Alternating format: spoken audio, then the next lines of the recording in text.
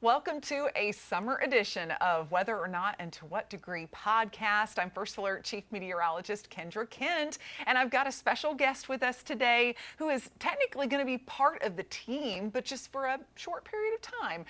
We have our weather intern, Zachary Tolman. You go by Zach, right? Yes. I feel really bad because that's what I've been calling you the last couple of weeks. But we're really excited to have him. He's got a great background in already some really good weather experience.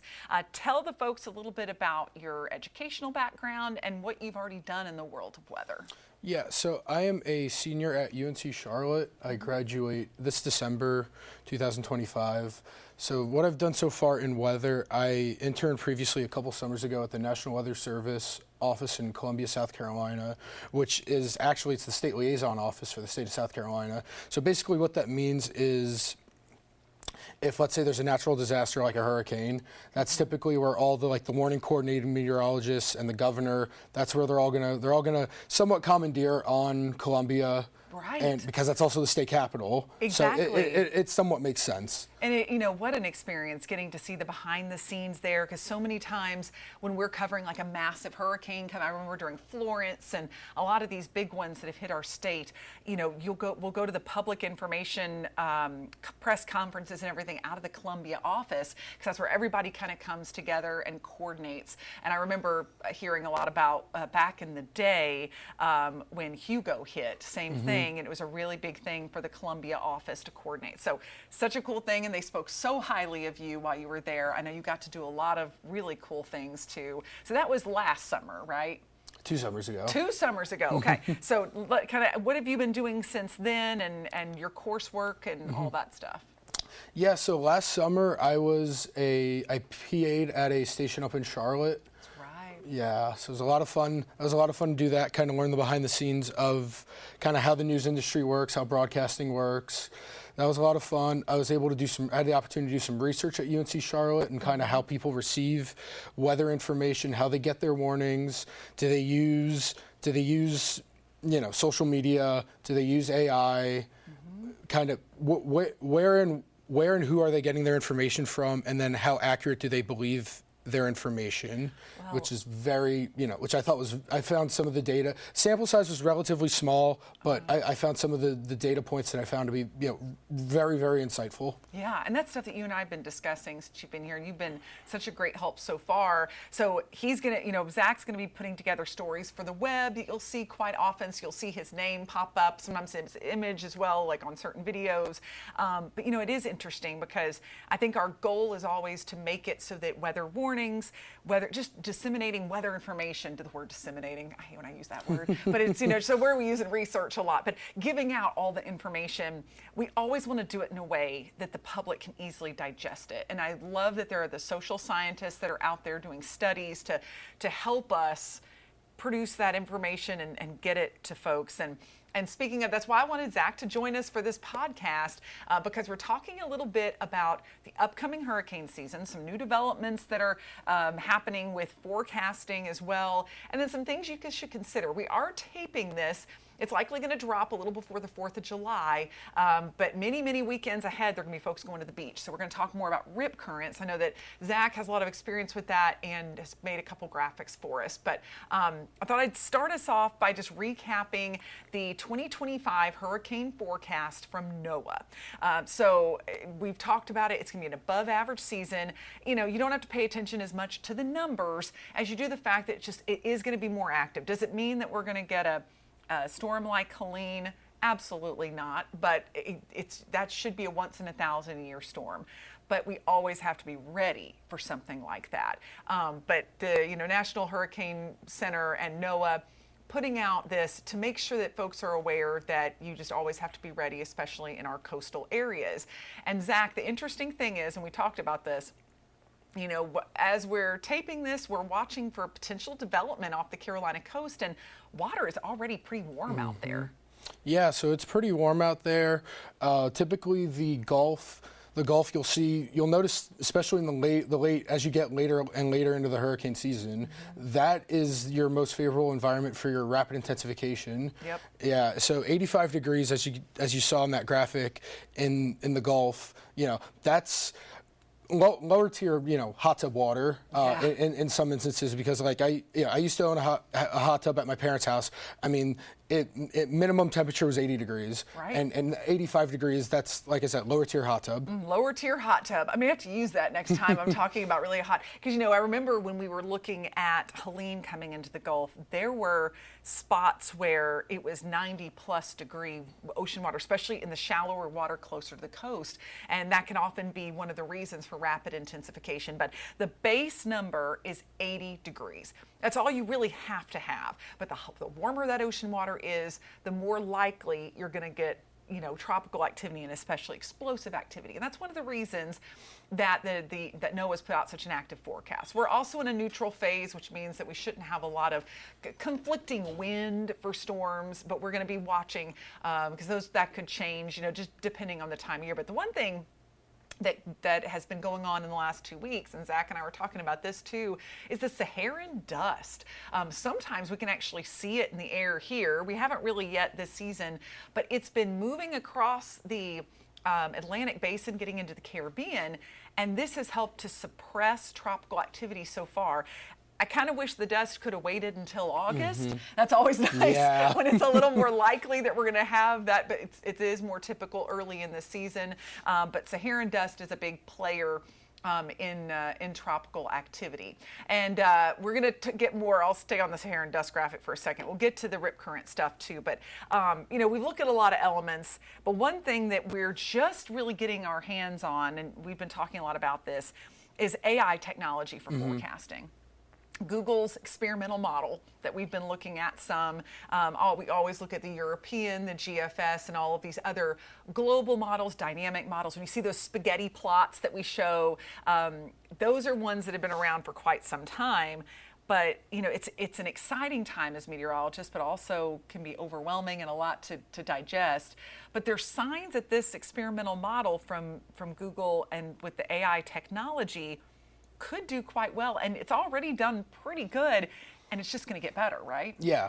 So the model, and I compared this model with how it tracked with Hurricane Helene, and I mean, it's important to note that this model is in its experimental phase. Some of the people who developed this model, they worked with people at the National Hurricane Center. They worked with the people who created the European model. So it's not like they just pulled it out of their hat. Exactly. They didn't pull it out of their hat. So I expect it to be a relatively reliable model in the future. It's a pretty impressive model for a model that's so young in air quotes, and so early in its experimental phase. But to your point, like you said, there's so much information out there that it could be a little bit overwhelming to where it's like, okay, there's so many corners, I'm turning my head, where do I go? Yeah, and that's really our job, is to look at all this data and put together the best forecast. And we're hoping that AI technology can help with that. Of course, it'll never, at least in my mind, it'll never replace our job exactly. Let's hope not. No, fingers crossed. Fingers crossed. But we can still use it to help better prepare everyone and to bring a better forecast. But, speaking of that, we're filming this, and I keep emphasizing that because I know many of you may watch this a few days after we drop it, but on the 2nd of July, there's potential this upcoming weekend that we could have a low develop off the Florida coastline, could see some development off the Carolina coast. If that were to happen, doesn't look like a huge system, but the impacts could be more to swimming weather. And that happens a lot this time of year, not only with tropical systems, but just with different atmospheric elements, storms, everything else. So that's why you always have to pay attention to the rip current. So I wanted to have you take it away for us a little bit, talk a little about what certain things mean if you're going to the beach, because I'll be honest, I wouldn't necessarily know by looking at the color of the flag what exactly my action would be. Yeah, so I understand that. I'm personally from Florida. This is old hat. Yeah. Oh yeah. This. I know these flags like the back of my hand. I know some people that might not be the case. So let's break it down flag by flag. You start with your green flag. That's your low hazard, calm conditions. You're pretty much A-OK. Yellow flag, moderate hazard, light surf. That's typically when you're going to kind of get into a rip current risk. Red flag, that's rough conditions. So your strong surf, that's where you're most at risk for rip currents. So red flags, I really wouldn't recommend getting in the water unless you're an experienced swimmer, a really experienced swimmer, or an experienced surfer. And a purple flag, I mean, swimming that's more for marine life, like jellyfish, like stingrays.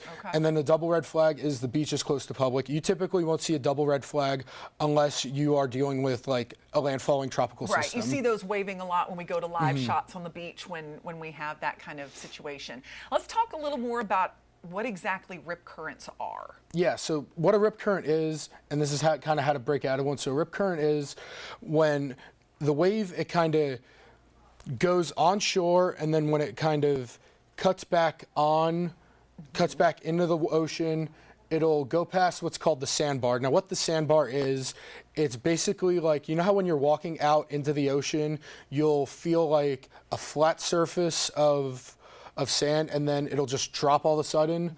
That's the sandbar. So where the rip current develops is where there's breaks in the current by the sandbar. And the best way to get out of that current is to kind of swim parallel to the shore. Something you wouldn't, it's counterintuitive, and it's something you really want to kind of beat into yourself and make sure your kids always know, even though you always hope your kids aren't swimming in something like this. But fighting it is futile. Like, you don't want to try to swim up to it. It's parallel. So you don't want to swim parallel to the shore. Obviously, if you can help it, don't swim alone. Try to swim accompanied with someone. If you can't, if that doesn't work, I mean, I used to lifeguard. Typically, what we would tell people to do is either try to float or tread water. We'll call that like rescuing yourself. And then if that doesn't work, you know, you'll wave your hands in your air. That's typically a last resort option. You'll wave your hands in your air, and then you'll yell for help. And then try to get a lifeguard to come and rescue you. Best point of advice, obviously, swim as close as you can to a lifeguard tower, so that way they can see you. Smart, very good advice. And again, it's so many people go to the beach this time of year, and you know, people will swim in all kinds of conditions. Definitely not double red flag, anything like that, but it's something that we want to make sure people are aware of, and it's a hidden danger because it can be a beautiful day, but there can be rip current risk like this. Yeah, rip currents rip currents can happen pretty much any day. It's just a matter of what the risk is like on a particular day. Yeah, absolutely. And you know, you can stay posted on those through the National Weather Service, as well as just, you know, paying attention to your beach forecast at your local beach. This upcoming weekend, we don't expect necessarily a lot of problems, but if that low were to develop off the coast, just that circulation and the storm activity can start to promote the high surf and then eventually the rip current risk. But we're excited that you could join us today. Yes. You're at home, and Zach, thank you for being here. And we're hoping that we can do another podcast with Zach before his summer internship is up. But it's one of the best parts about doing weather and having a weather team is being able to introduce someone new and getting the new ideas, because you've already brought some really great ones to the team, and we appreciate that. So be on the lookout for some special stories. We're kind of putting together some Fox facts throughout the summer. He'll be publishing a story on the rip current risk, and also some other kind of interesting thing. I know you did something on National Hydration Day recently when we had our insane heat wave. I mean, it's kind of mind-boggling how much water they want us to drink, but it's important to hammer it home. So, but Zach, thank you again for being here. We're thrilled to have you on the team, even if it's just a short period of time. And if you feel free to reach out to us if you've got a topic that you want us to cover. You can email me, kendra.kent@foxcarolina.com, and Zachary.Tolman, 1L or 2? 1L. 1L. See, I messed it up a couple times. It's been a thing since I was a kid. Everyone, it's all right. It's okay. I go by my middle name, so that's been my thing. I feel like it's always. But anyway, Zachary.Tolman with 1L at foxcarolina.com. If you want to email either of us about ideas, there are things you want us to go in more depth on, even if it were for Zach to do a breakdown story on, we'd love to cover as many topics as we can. So thanks for joining us for Whether or Not and to What Degree podcast, and we will see you soon.